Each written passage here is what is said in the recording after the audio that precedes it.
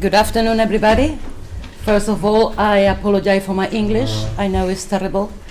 I will try to do my best. So if you don't understand anything of the horrible words I will use, please let me notice, so I try to explain myself better. We don't understand those who speak proper English. Thank you, Haris. Let me introduce myself. My name is Marga Ferre. I come from Madrid, from Spain. I am a member of the political bureau of Izquierda Unida, which means United Left. It's the third political party in Spain. It's a radical left party. And also the third more important party in the third larger country in Europe. A very big country. So we are facing a lot of problems and difficulties in Spain. I would like to share with you some ideas that are creating the momentum between the social movements, the political parties, and the academia in Spain, which I really think could be useful for the discussion between us and among us. In my speech, I'm not going to tell to anybody any answer or any political answer that can be implemented in all the countries, not at all. I'm going to talk about Spain, but I really think that the thing that is happening in Spain today, you can take some experiences from what is happening now in maybe to learn about them, as I learned this morning about your ideas too. So let me focus on exactly the issue of this round table, which is the social resistances and the political alternatives at national, at European level.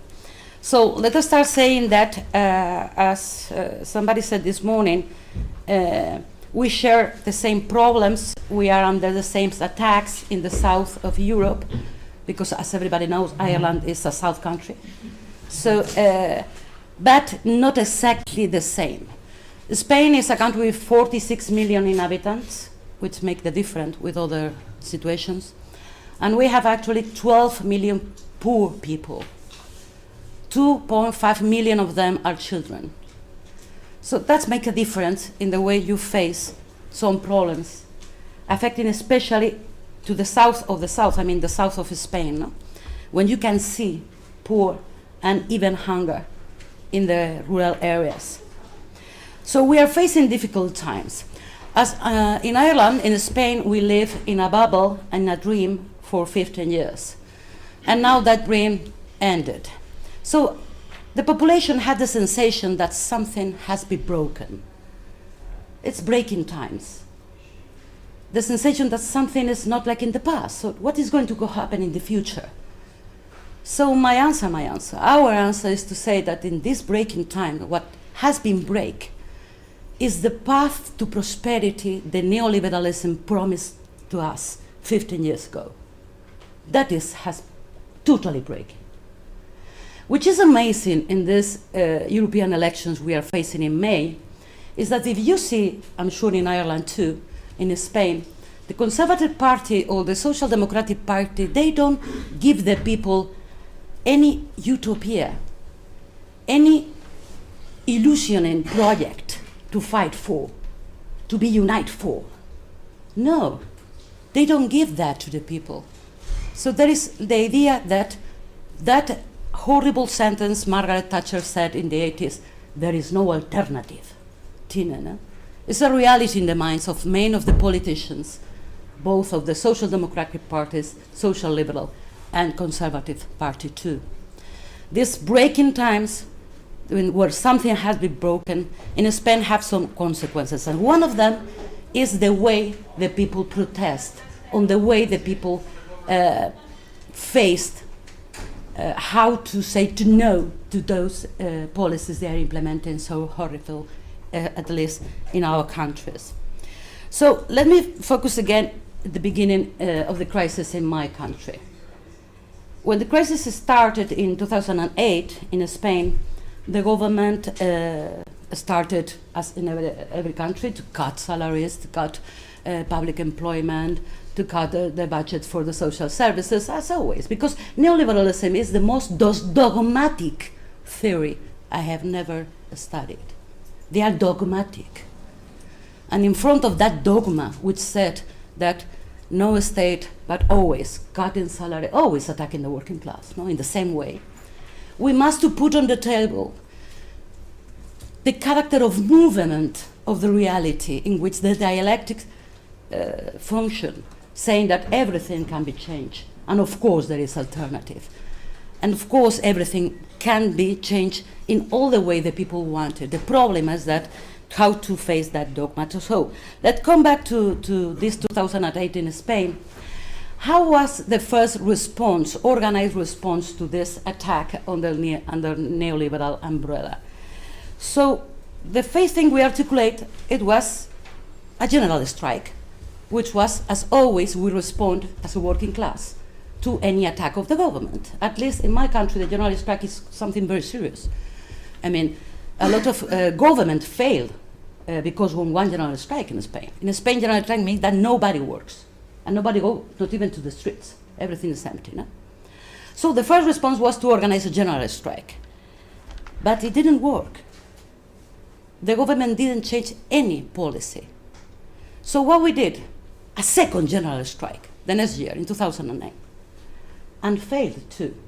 And we organized a third general strike in 2010, and we failed too.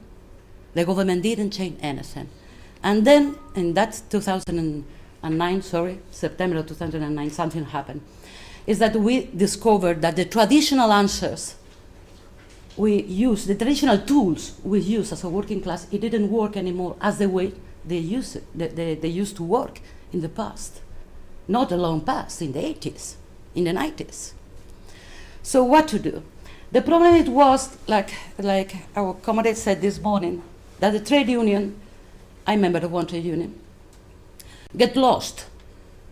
So they changed and they started to sign an agreement with the government, thinking that it's better a bad agreement than nothing.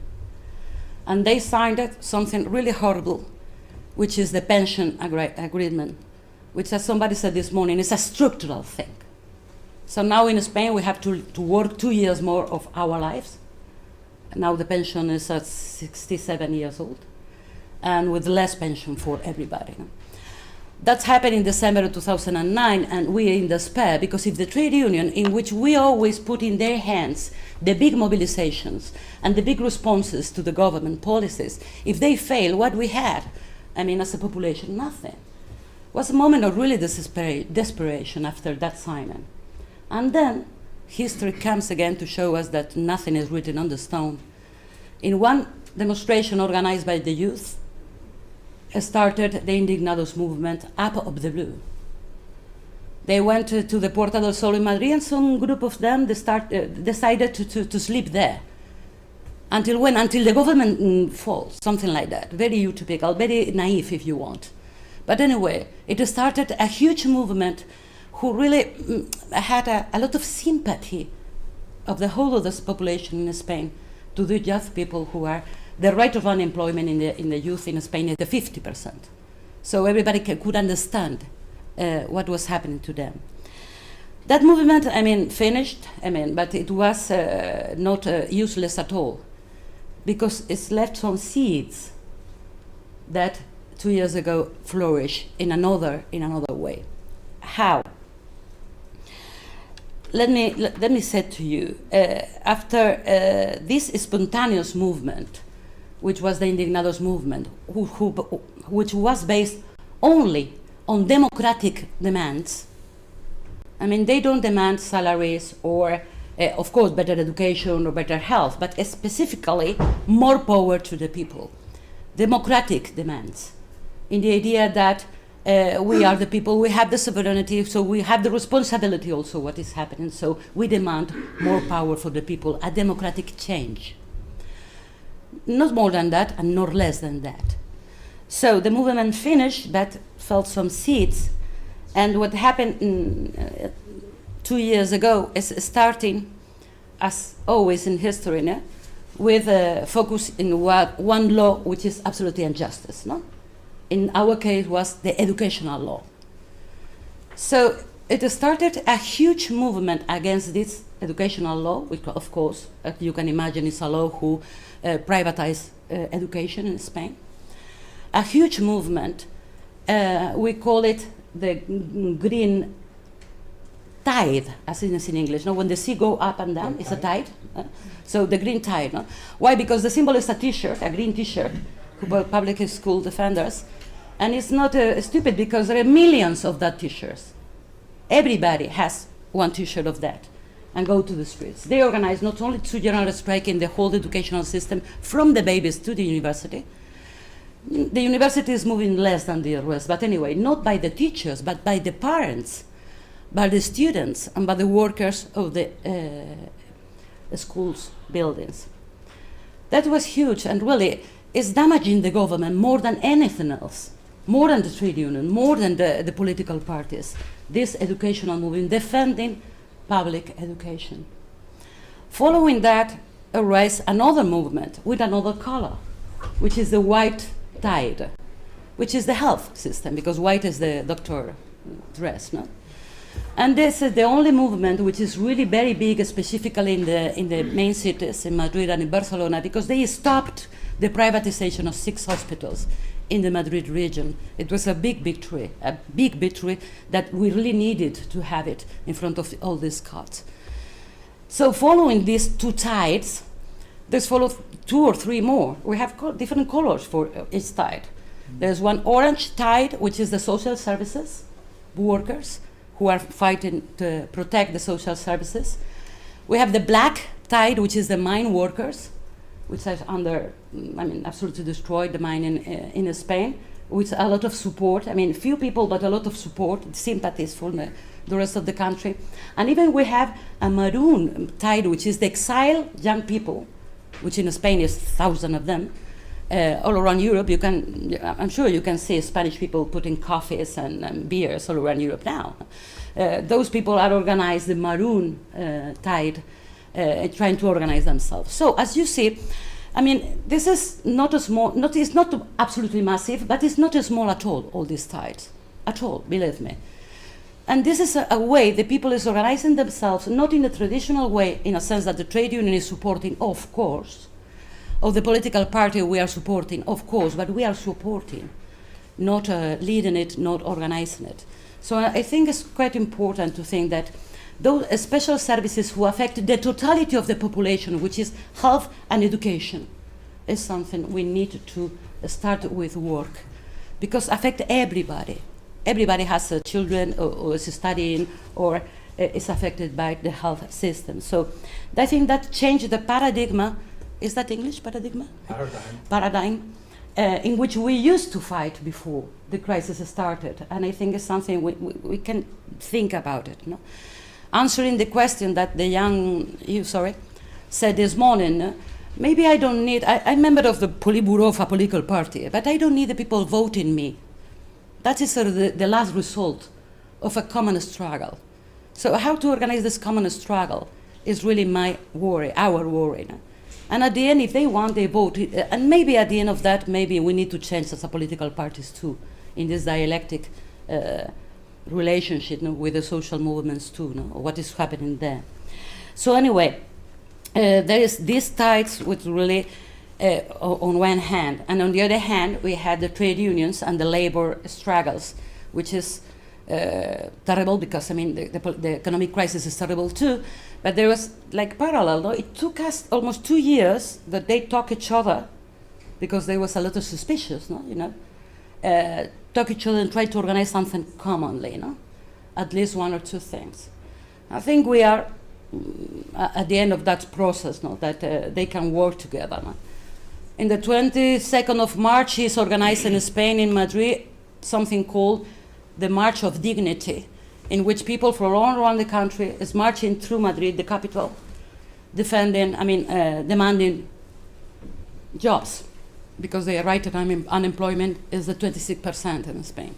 And we really expect this 22nd of March to be a stepping, a really important point in order how to face the rest of the policies, the austerity policies we are suffering. So that is what's more or less happening at social level, on social movements. So, but what is happening at political level in the same process? No? Because all these movements are eroding and damaging the government. So the political party who is ruling the country now, which is a conservative one, is going down in the pool. But also is going down the opposition party, which is the Social Democratic. They both are going down, which is really amazing. It's not amazing if you think that for the population, they identified both of them. And most of the people think that if the Social Democratic Party were in the government, they would not do anything really different that they're doing now. Maybe because of the Troika imposed that policies. Maybe sometimes I fully agree that the Troika is an excuse for how to open the market for the ruling class. No? So anyway, what is happening at political level, at a social level, we have more or less a lot of movement in Spain. No? So, but something is really changing, I think so. I think at least in the left part of the political spectrum, which is not very much, my political party is expecting now to have 11-12% of the vote, which is not very much, but anyway, it's something you can work with. No? The key word is alliances, is to create alliances, to promote bridges between who? Among everybody who wants to fight against the austerity. Alliances with who? With anybody who wants to be with me to build another country, because that is the objective, another country. It's not a project only for the left, or to have only a political or dogmatic point of view. I'm quite orthodox, by the way, but anyway. But try to create another country, a new country. The idea of a country, that's better.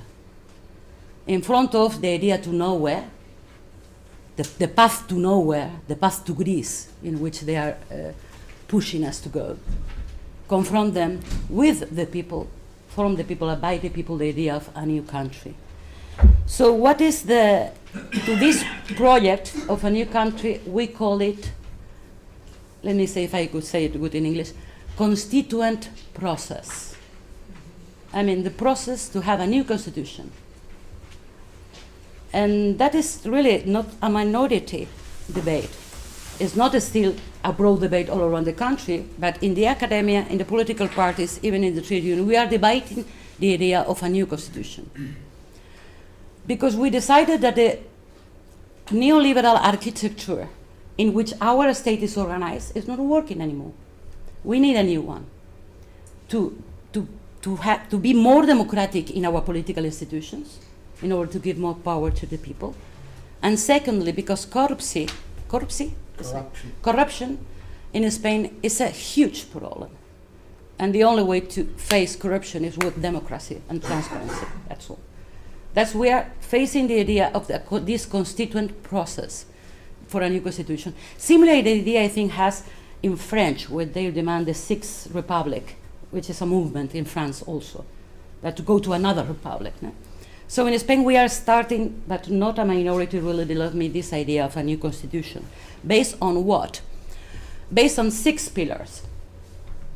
6 pillars that must be debated massively from the grassroots level. Because this is not idea from the top no, it's the opposite. It has to be created by the people down at the grassroots level and going up. And we're starting to do that. These 6 pillars are not really something very original, but anyway, the 6 pillars we need for this new starting debate of a new constitution. The first one is the economic pillar, of course. And the 4 main ideas we are debating is, as the committee from Cyprus said, the first one, to have a national bank or public bank. That's the first. Because we don't have. We had it in the past, a lot of public banks. Absolutely neoliberal if you want, but anyway, there were. We need it now because the credit that doesn't go to the families, that don't go to the small companies. We need to fluid that credit, and we realize that the only way is to have a public bank. The second is a dramatically change in the tax system. of course, not very. It's not a revolutionary idea. It's just solid common sense. The more you have, the more you pay. It's not very complicated to think about it. The complication is to impose it with the balance of power we have actually now. But anyway, the second idea is third one. The third idea is we consider in Spain that part of the debt, the national debt, is not legitimate. It's not legal. A part of that. It's very long to explain, but you can imagine why. Because they use the national debt to pay to the banks. No? So we demand the public audit to detect what part of the debt is legal or what is not. And we decided not to pay that illegal part of the debt. And there is people working on that, in how to create this public audit, citizens audit, sorry, we call it, to say that. And of course, the fourth one is the new production model, which is much more complicated to think about it. No, I mean which industries and which sector we need to develop more. No? But anyway, yeah, I'm running. No? And the second pillar is a democratic pillar, as I told you, this constituent process, and also to change the electoral law because it's quite unfair. And the third one in Spain is very important and has a lot of people supporting the idea of a republic, because as you may know, Spain is still a monarchy. So maybe it sounds not very intelligent, something absurd for you, but for us it's really important to demand a republic in Spain. The third pillar is the public services, the fourth is food security and environment, and the fifth one is the quality policies. No? And even if all these pillars I said to you now sounds quite naive, believe me, it is not. It's because of my English and because I don't have time, but it is thousands of people thinking about it, and hundreds of the people of the academia trying to help with these issues. Maybe we will win, maybe we'll lose, but at least we will try to. Because, and this is my last thinking to share with you, is that I really think that the alternative policies sounds rational if you compare with a path to nowhere in which neoliberalism and social liberalism is conducting us, is driving to us. So this is like in the film Matrix. There is two paths, and one path we know where we are going. Let's take the other path. Thank you.